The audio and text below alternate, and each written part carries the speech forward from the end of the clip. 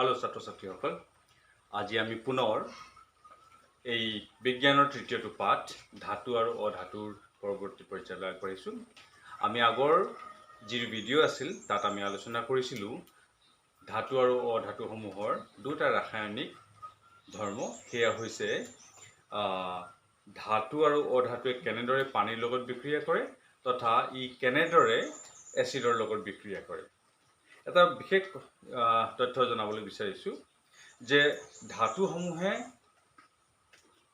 লঘু হাইড্ৰক্লৰিক এচিডৰ লগত বিক্ৰিয়া কৰি লৱণ আৰু হাইড্ৰজেন গেছ উৎপন্ন কৰে। কিন্তু তাতো কেইটামান ব্যতিক্ৰম আছে। ই নিৰ্ভৰ কৰিব ধাতুসমূহৰ ৰাসায়নিক সক্ৰিয়তাৰ ওপৰত। যিসমূহ ধাতু অত্যন্ত কম সক্ৰিয়, যেনে ধৰা চিলভাৰ, গোল্ড, প্লেটিনাম, এনেধৰণৰ ধাতুৱে এচিডৰ লগত বিক্ৰিয়া নকৰে।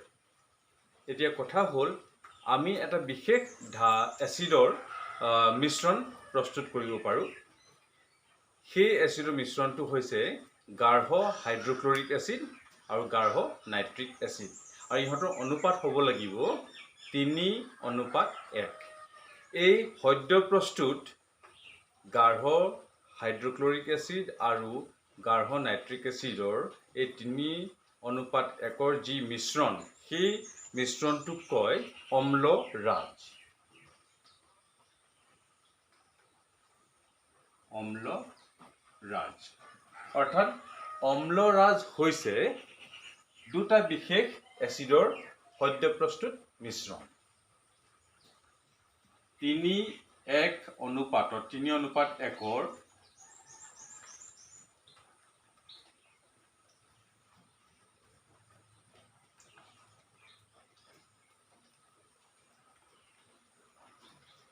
হাইড্ৰক্লৰিক এচিড, মই সংকেতটো লিখি দিছোঁ, আৰু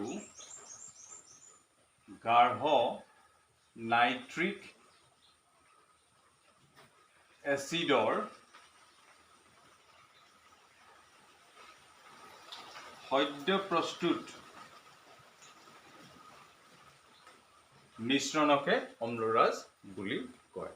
ই অত্যন্ত ক্ষয়কাৰী আৰু ই সকলোবোৰ ধাতুৱে ইয়াক দ্ৰৱীভূত কৰিব পাৰে। অৰ্থাৎ এই অম্লৰাজে সকলোবোৰ ধাতুক দ্ৰৱীভূত কৰিব পাৰে। কিন্তু এটা কথা মন কৰিবা, সোণ বা প্লেটিনাম বা ৰূপ, চিলভাৰ, গোল্ড, প্লেটিনাম, এই ধাতুসমূহে যিসমূহ অত্যন্ত কম বিক্ৰিয়াশীল, সেইসমূহে অকল হাইড্ৰক্লৰিক এচিড বা অকল নাইট্ৰিক এচিডৰ লগত দ্ৰৱীভূত নহয়। কিন্তু এই যিটো মিশ্ৰণ প্ৰস্তুত কৰা হ'ল, যাক আমি অম্লৰাজ বোলো, সেই মিশ্ৰণৰ লগত সকলোবোৰ ধাতু, আনকি এই সোণ, ৰূপ আৰু প্লেটিনামো দ্ৰৱীভূত হয়। এতেকে অম্লৰাজ হৈছে তেনে এবিধ এচিডৰ মিশ্ৰণ। তোমালোকে সোণাৰী বা গহনা প্ৰস্তুত কৰা দোকানত গৈ দেখিবা যে তোমালোকে পুৰণা গহনা যেতিয়া ভাঙি নতুন গহনা প্ৰস্তুত কৰিবলৈ দিয়া, তেওঁলোকে সোণ কিমান আছে বা ৰূপ কিমান আছে তাক নিৰ্ণয় কৰিবলৈ প্ৰথমতে এক বিশেষ জুলীয়া পদাৰ্থত সেই সোণ বা ৰূপ তাত ঢালি দিয়ে। তেতিয়া একদম পুৰা ধোঁৱাই ওলাই আহে। তেতিয়া সেই বিশেষ সোণ বা ৰূপ তাতে দ্ৰৱীভূত হৈ তাৰ পৰা তেওঁলোকে হিচাপ কৰি দেখুৱায় যে ইয়াত প্ৰকৃততে সোণ কিমান আছে আৰু ৰূপ কিমান আছে। এই হৈছে এচিডৰ কিছুমান বৰ্ণ। এতিয়া আমি পৰৱৰ্তী পৰ্যায়লৈ আগবাঢ়িছোঁ। সেয়া হৈছে ধাতু আৰু অধাতুৱে কেনেদৰে ক্লৰিন গেছ আৰু হাইড্ৰজেন গেছৰ লগত বিক্ৰিয়া কৰে। আমি প্ৰথমতে আলোচনা কৰিম ক্লৰিন গেছৰ লগত বিক্ৰিয়া।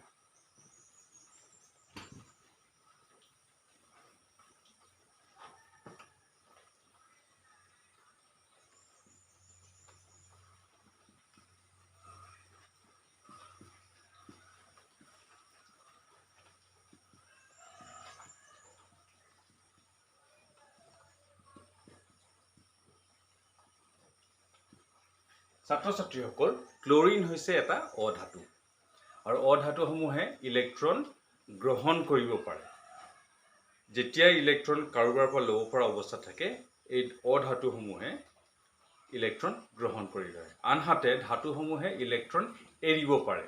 এই ধাতুসমূহে এৰি দিয়া ইলেক্ট্ৰন গ্ৰহণ কৰি অধাতুবিলাকে আৰু ধাতুৱে দুইৰ পক্ষই কি হয় নিকটৱৰ্তী সম্ভ্ৰান্ত গেছৰ সুস্থিৰ ইলেক্ট্ৰনীয় সজ্জা লাভ কৰে আৰু যাৰ ফলত উৎপন্ন হয় আয়নীয় যৌগ অৰ্থাৎ ইলেক্ট্ৰন আদান প্ৰদান কৰি যিটো যৌগ সৃষ্টি হয় তাকে আমি আয়নীয় যৌগ বুলি কওঁ। ইয়াৰ বাবে আমি পাছত এই পাঠটোৰ শেষাংশত আমি বিস্তৃতভাৱে আলোচনা কৰিম।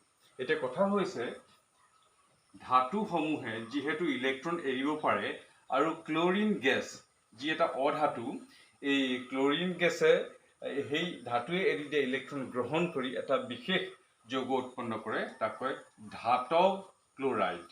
ধাতৱ ক্লোৰাইড এই ধাতৱ ক্লোৰাইড সমূহ হৈছে আয়নীয় যৌগ। আয়নীয় যৌগ এতিয়া ধাতুটোৰ ওপৰত নিৰ্ভৰ কৰিব ইয়াৰ সক্ৰিয়তাৰ ওপৰত নিৰ্ভৰ কৰিব যে ই কেনেদৰে বিক্ৰিয়াটো দেখুৱাব। অৰ্থাৎ যিসমূহ ধাতু যেনে সোডিয়াম পটাছিয়াম বেৰিয়াম কেলছিয়াম ইহঁতবোৰ অত্যন্ত সক্ৰিয় ইহঁতে ক্লোৰিনৰ লগত খুব ক্ষিপ্ৰ গতিত বিক্ৰিয়া কৰিব আনহাতে মধ্যম সক্ৰিয়তাৰ ধাতুসমূহ যেনেকৈ লু নিকেল কোবাল্ট এইসমূহে মধ্যম গতিত বিক্ৰিয়া কৰিব। এতিয়া উদাহৰণস্বৰূপে মই দেখুৱাওঁ পটাছিয়ামে ক্লোৰিন গেছৰ লগত ক্ষিপ্ৰ গতিত বিক্ৰিয়া কৰি পটাছিয়াম ক্লোৰাইড নামৰ এটা ধাতৱ ক্লোৰাইড উৎপন্ন কৰিব যি এটা আয়নীয় যৌগ।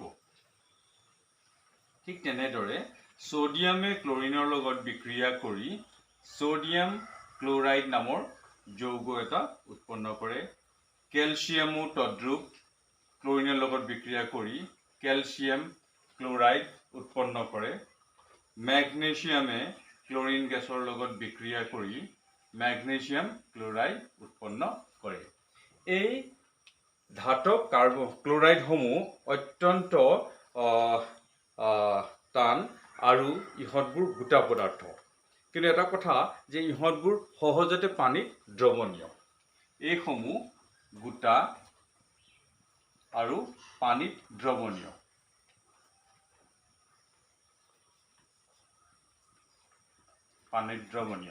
আৰু যেতিয়াই এই ধাতৱ ক্লোৰাইডসমূহক পানীত দ্ৰৱীভূত কৰা হয় তেতিয়া ই পুনৰ আয়নলৈ বিভক্ত হৈ যায়। অৰ্থাৎ যেনে ধৰা সোডিয়াম ক্লোৰাইডক পানীত আমি দ্ৰৱীভূত কৰিলে সোডিয়াম আয়ন আৰু ক্লোৰাইড আয়নলৈ বিভক্ত হৈ যায়।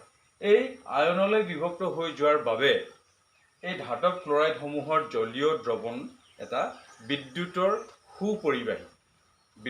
সুপৰিবাহী।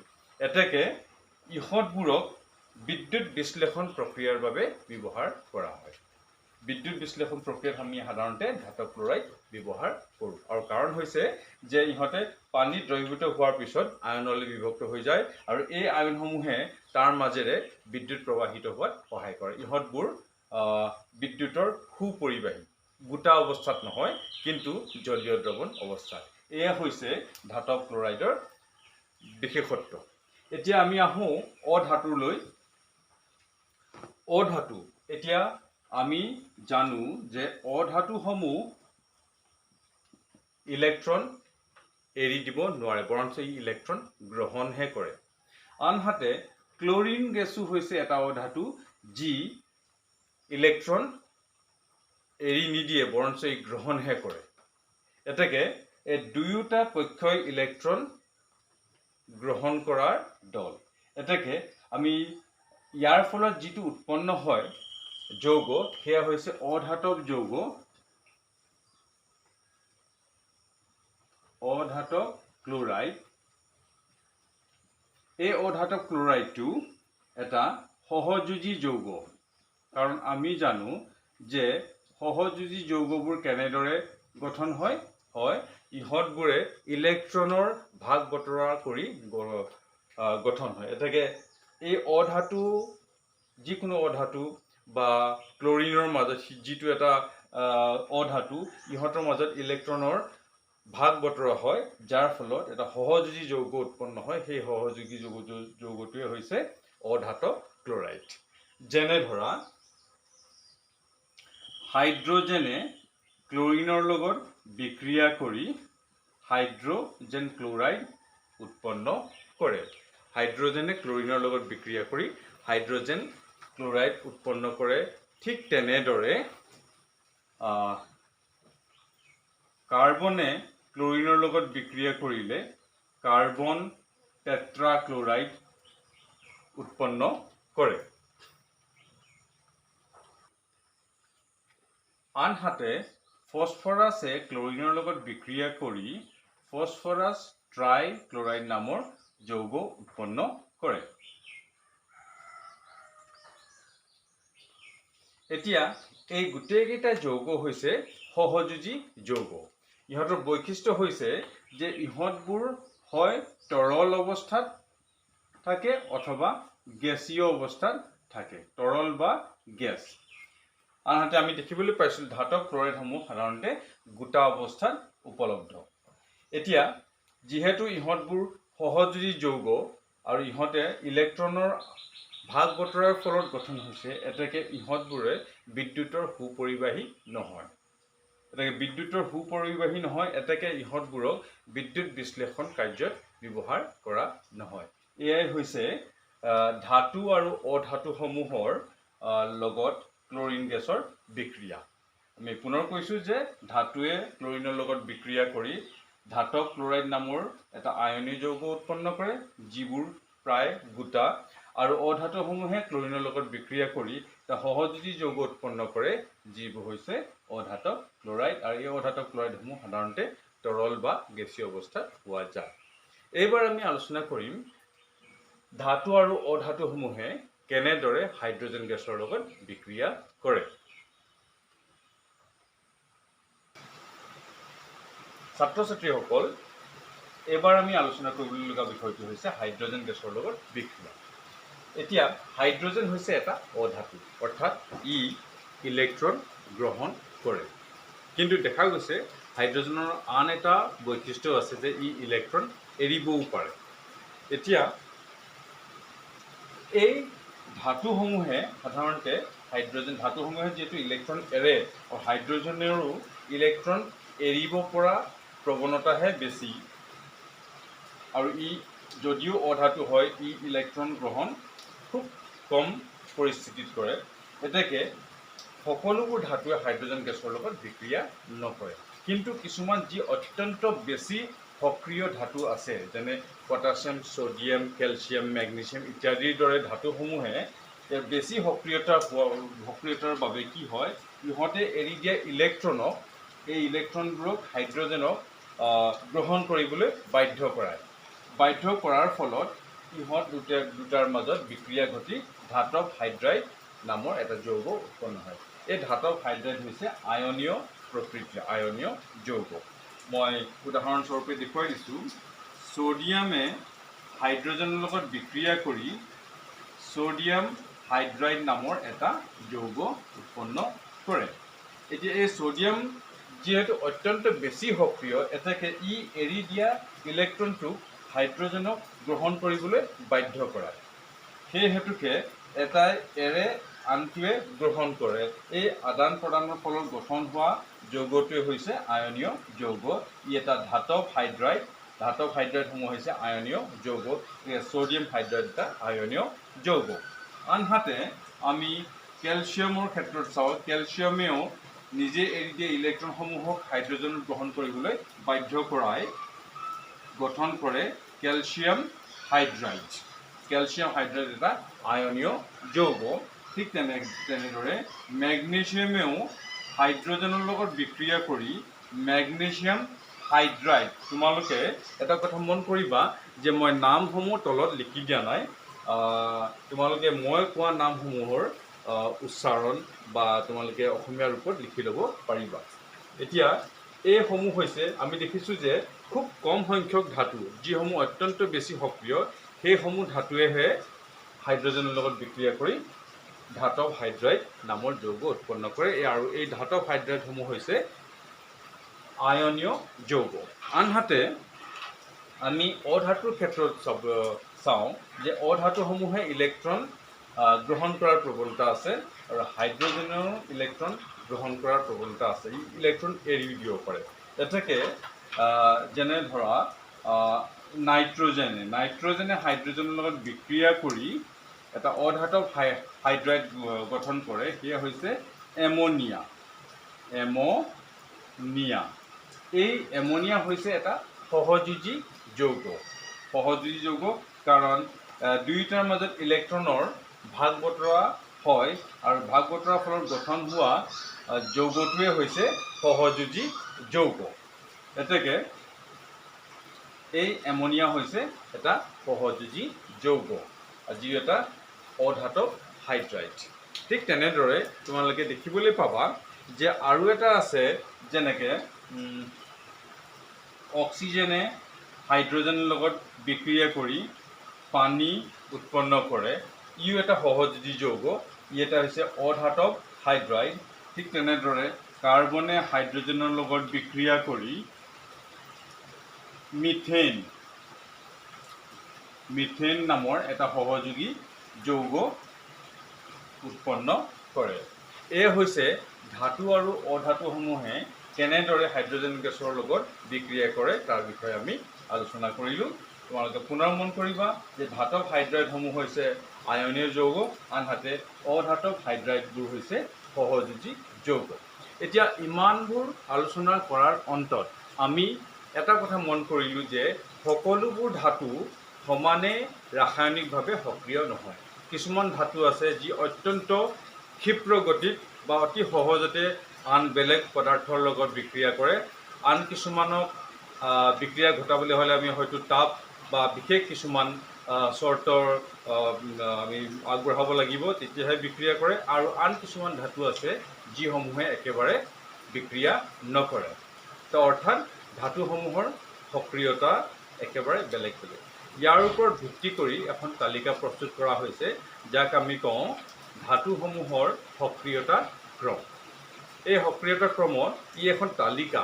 আমি থিয়কৈ তালিকাখন লিখোঁ সাধাৰণতে, য'ত একেবাৰে ওপৰত থাকে অত্যন্ত বেছি বা আটাইতকৈ বেছি সক্ৰিয় ধাতুটো, আৰু ক্ৰমান্বয়ে সিহঁতৰ সক্ৰিয়তাৰ নিম্ন ক্ৰমত লিখি লিখি সদৌ শেষত তলত আমি আটাইতকৈ কম সক্ৰিয় ধাতুটো লিখোঁ। এয়া হৈছে ধাতুসমূহৰ সক্ৰিয়তা ক্ৰম। মই সক্ৰিয়তা ক্ৰমটো তোমালোকক মই লিখি দিছোঁ। যদিও তোমালোকৰ দশম শ্ৰেণীৰ পাঠ্যপুথিত চুটিকৈ দিয়া আছে, তথাপিও মই কেইটামান আৰু তাত সংযোজন ঘটাই তোমালোকৰ এই সক্ৰিয়তা ক্ৰমৰ তালিকাখন দীঘলীয়া কৰি দিছোঁ। কাৰণ সেই সক্ৰিয়তাৰ ক্ৰমটো জানিলে তোমালোকৰ বহুতখিনি কথা জনাত সুবিধা হয়। এতিয়া মই লিখিবলৈ গৈ আছোঁ সক্ৰিয়তাৰ ক্ৰম। তাৰ আগতে মই সংজ্ঞাটো এবাৰ লিখি দিম। ধাতুৰ সক্ৰিয়তা ক্ৰম মই লিখি দিছোঁ সংজ্ঞাটো।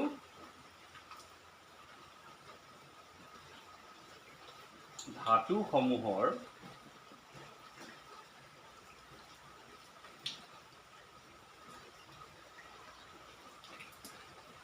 সক্ৰিয়তাৰ নিম্ন ক্ৰমত সজাই প্ৰস্তুত কৰা থিয় তালিকাখনকে ধাতুৰ সক্ৰিয়তা ক্ৰম বোলা হয়। বাকীডোখৰ তোমালোকে লিখি ল'বা। এতিয়া পুনৰ কৈছোঁ, ধাতুসমূহৰ সক্ৰিয়তাৰ নিম্ন ক্ৰমত সজাই প্ৰস্তুত কৰা থিয় তালিকাখন, সাধাৰণতে আমি থিয়কৈ লিখোঁ, থিয় তালিকাখনকে সক্ৰিয়তা ক্ৰম বোলে, ধাতুৰ সক্ৰিয়তা ক্ৰম বোলে। ইয়াত কিন্তু দুটা অধাতু সোমাই আছে। এই অধাতু কিয় সোমাই আছে তোমালোকে পাঠৰ পৰৱৰ্তী পৰ্যায়ত সুন্দৰভাৱে মই বহলাই ক'ম। এতিয়া প্ৰথমতে মই ধাতুসমূহৰ এই ক্ৰমটো লিখি দিওঁ। তোমালোকে নিশ্চয় এই সংজ্ঞাটো লিখি ল'লা।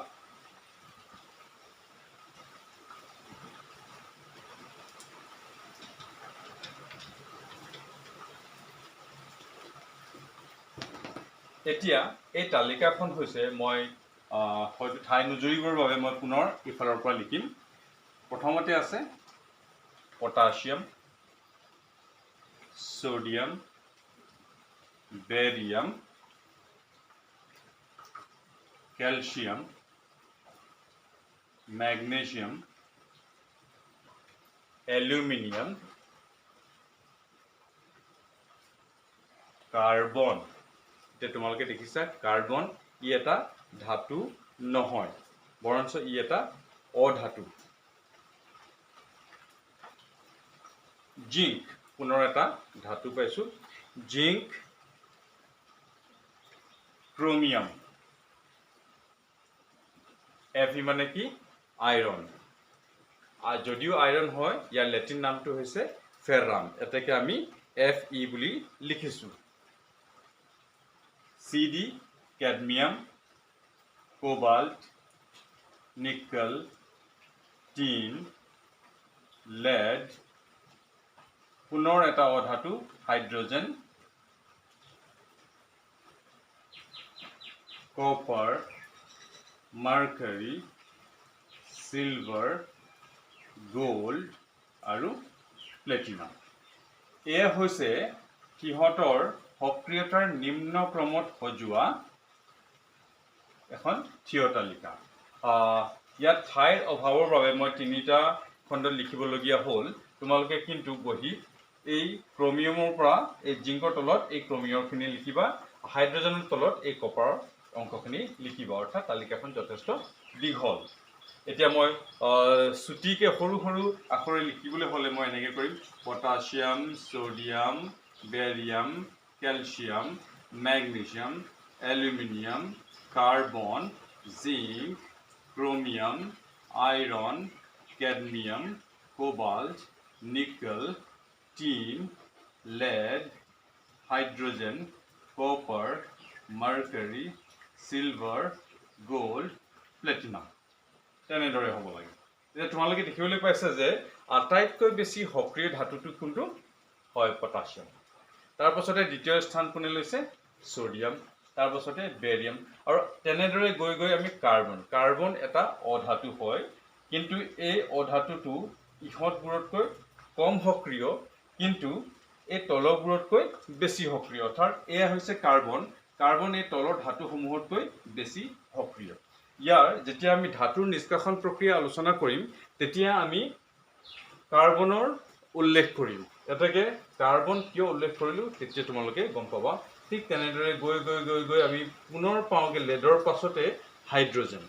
হাইড্ৰজেন আমি এই পাঠৰ আৰম্ভণিতে যেতিয়া ৰাসায়নিক বিক্ৰিয়াসমূহৰ বিষয়ে আলোচনা কৰিছিলোঁ, তেতিয়া এচিডৰ লগত বিক্ৰিয়া বিষয়ে আলোচনা কৰিছিলোঁ, ধাতুসমূহে কেনেদৰে এচিডৰ লগত বিক্ৰিয়া কৰি। তাত তোমালোকে পাইছিলা যে ধাতুসমূহে এচিডৰ লগত বিক্ৰিয়া কৰি ধাতৱ, লৱণ আৰু হাইড্ৰজেন গেছ উৎপন্ন কৰে। এতিয়া কোনবোৰ ধাতুৱে হাইড্ৰজেনৰ লগত বা এচিডৰ লগত বিক্ৰিয়া কৰিব? যিবোৰ ধাতুৱে এই সক্ৰিয়তা ক্ৰমত হাইড্ৰজেনৰ ওপৰত আছে, এই সকলোবোৰ ধাতুৱে এচিডৰ লগত বিক্ৰিয়া কৰি হাইড্ৰজেনক অপসাৰিত কৰিব, আৰু সেইবাবে হাইড্ৰজেন গেছ উৎপন্ন হয়। আৰু এই তলৰ ধাতুসমূহে এচিডৰ লগত বিক্ৰিয়া কৰি হাইড্ৰজেন উৎপন্ন নকৰে, কাৰণ হৈছে হাইড্ৰজেনতকৈ এই তলৰ ধাতুসমূহ কম সক্ৰিয়। অৰ্থাৎ এই তালিকাখনত আমি হাইড্ৰজেন ইয়াত সংযুক্ত কৰা আৰু এটা কথা আছে যে ই ধাতুসমূহৰ দৰে ইলেক্ট্ৰন এৰিব পাৰে। এতিয়া এই তালিকাখন কিহৰ ভিত্তিত প্ৰস্তুত কৰা হ'ল?